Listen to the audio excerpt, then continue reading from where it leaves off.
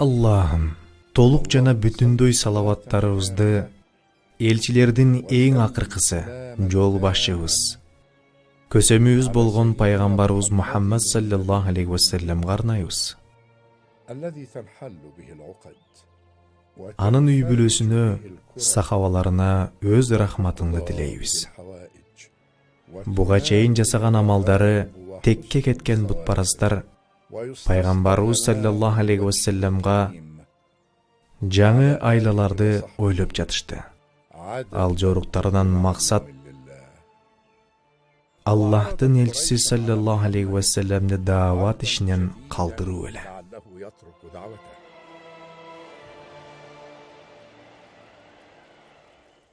Мухаммадка мындай сунуш кылсак кандай боло? Мисалы, бир жыл анын кудайына биз сыйынабыз. Бир жыл ал биздин кудайга сыйынат. Туура пикир. Айтсак айталы, биздин кудайга ал, анын кудайына биз сыйыналы.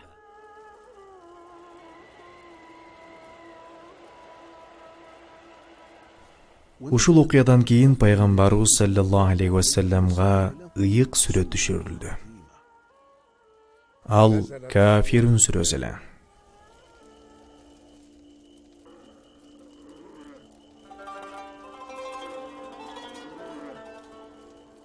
Пайгамбарыбыз саллаллаху алейхи вассалам акыйкат дин алып келди. Ачык айкын жазылган Куран менен келди. Аллахым аны адамдардын жамандыгынан сактасын.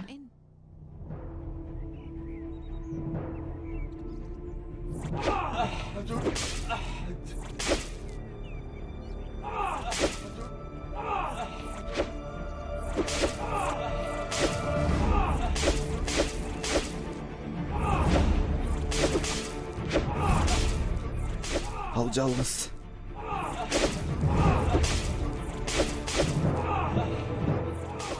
Карагол. Бет бак десе, отур бул жерге.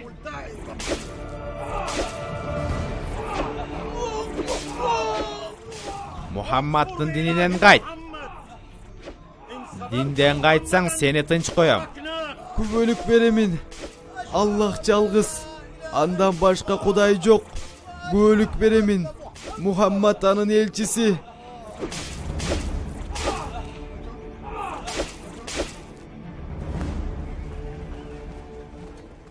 Мухаммад саллаллаху алейхи вассалам Каабанын Йемен тарабындагы кара ташты карап ибадат кылып жатканда, Абу Джахил колуна чоң ташты көтөрүп келди. Мухаммад сажда кылып жатканда аны өлтүрөм. Сени менден ким куткарат, эй Мухаммад? Ким мага тоскоол боло алат? Эч качан сага күбөлүк келтирбейм.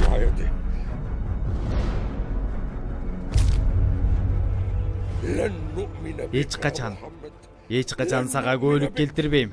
Сыйкырың менен да мени ишендире албайсың. Эч качан күбөлүк келтирбейм.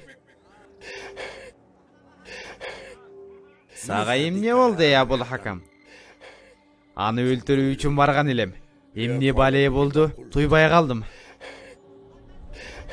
Эмне болуп кетти? Мухаммадга жетип, эмиге кирдектен алайын дегенимде, кайдан жайдан билбейм. Бир кил тийген тоо пайда болуп, мени чайнап сала жаздады.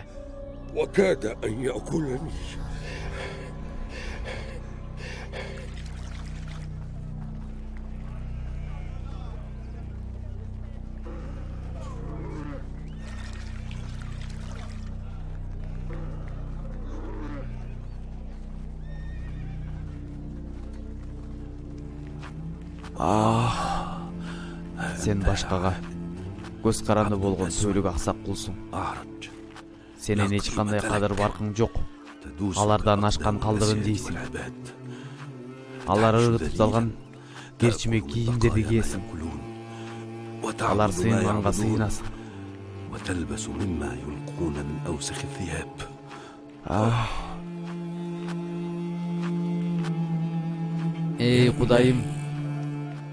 Эй Кудайым, сенден кызым Жуарияны эң бай, ак сөөгтөргө турмушка чыгышын сурайт элем.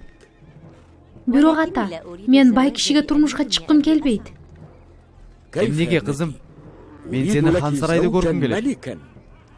Көрүп жатпаймынбы? Канчалаган кыздар хан сарайда хандарга аял болуп, жыргагандын ордуна ыйлап жүрүшөт. Мырзам, сиз сураган сууну алып келдим. Ай, карагул. Эмнеге чыктың? Суунун ордугунан бир аз кечигип калдым. Чолоңдогон кол. Жогол бул жерден.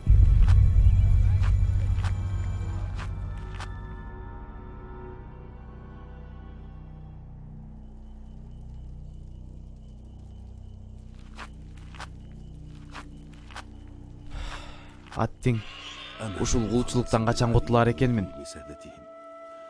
Адашкан башчылардын кылгандары жашоонун кастыгы сөөктү тешип өттү.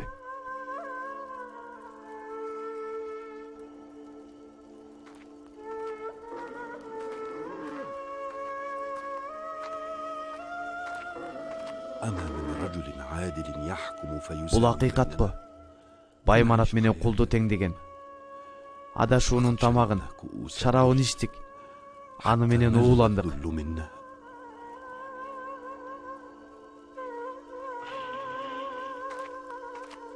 Божойке жубария? Сага тамак алып келдим. Карагул ээсинин тамагынан качан жечү эле канайым? Жаштыгыбыздан бирге ойноп чоңойбодукпу?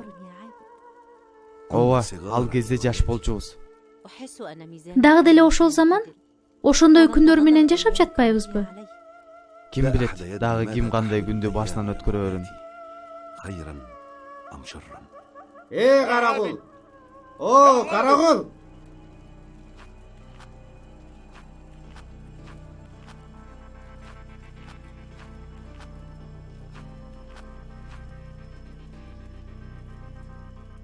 Аллахтын элчисине вахий өз орду менен түшүп жатты. Ал эми пайгамбарыбыз саллаллаху алейхи вассалам сахабаларына акыйкат динди үйрөтүп, ыймандарын бекемдеп, аларга сабыр кылууну насаат кылып жатты. Дин жайылтууда өтө олуттуу аракеттерди көрө башташты. Ошентип, Абу Талиптин үй бүлөсүнө да ислам келип, аялы Фатыйма динди кабыл кылды.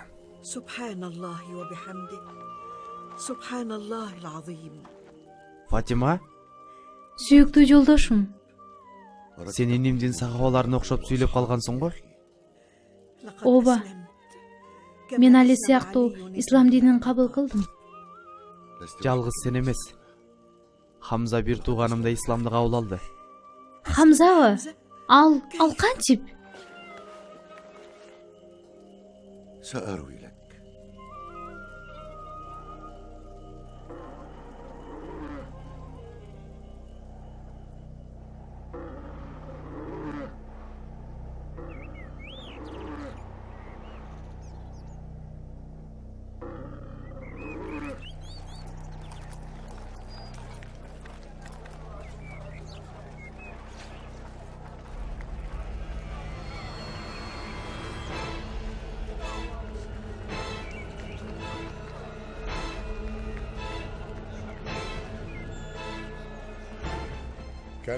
Ошол кезде пайгамбарыбыз саллаллаху алейхи вассалам Сафада болчу. Абу Жахил ага жакын басып келди да пайгамбарды атынан атап ашатып сөгүп: Бул жерде элиңди жыйнап алып, дагы деле жалгандарды айтып, алдап жатасыңбы? Калпычы десе. Анысы аз келгенсип, динине карата акаарат сөздөрүн айтты. Ошол учурда Хамза кишилер менен маектешип отурган. Абу Жахилдин бул кылыгына күбө болгон аял чуркаган бойдон Хамзага келди да болгон окуяны айтып берди.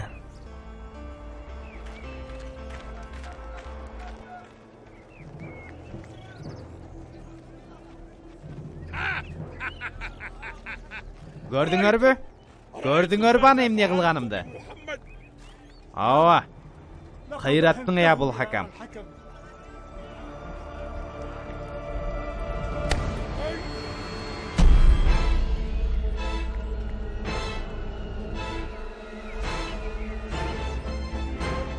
Хамзаны жөн койгула. Аны бул жалганчынын жамандыгынан тосуп жатпаймынбы? Хамза буга төмөнкүдөй жооп берди. Мен Мухаммаддын динине турганда аны эч ким кордой албайт. Күбөлүк беремин. Аллахтан башка кудай жок.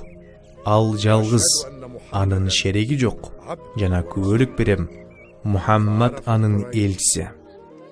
Ошентип Курайштын баары анын мусулман болгонуна жана Мухаммад саллаллаху алейхи вассалам дагы да күчкө толгонун билишти.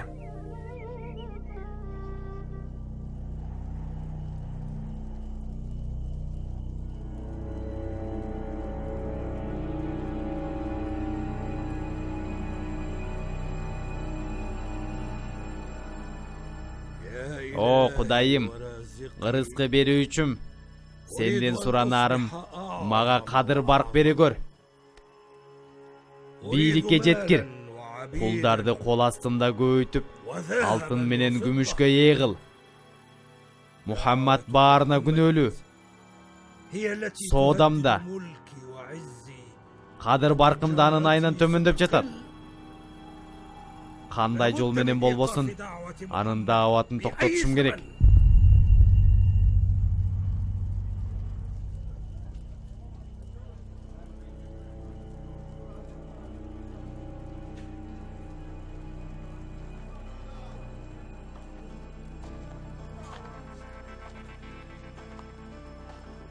Эй коомум, мен Мухаммадтан да көркөм сүйлөйм.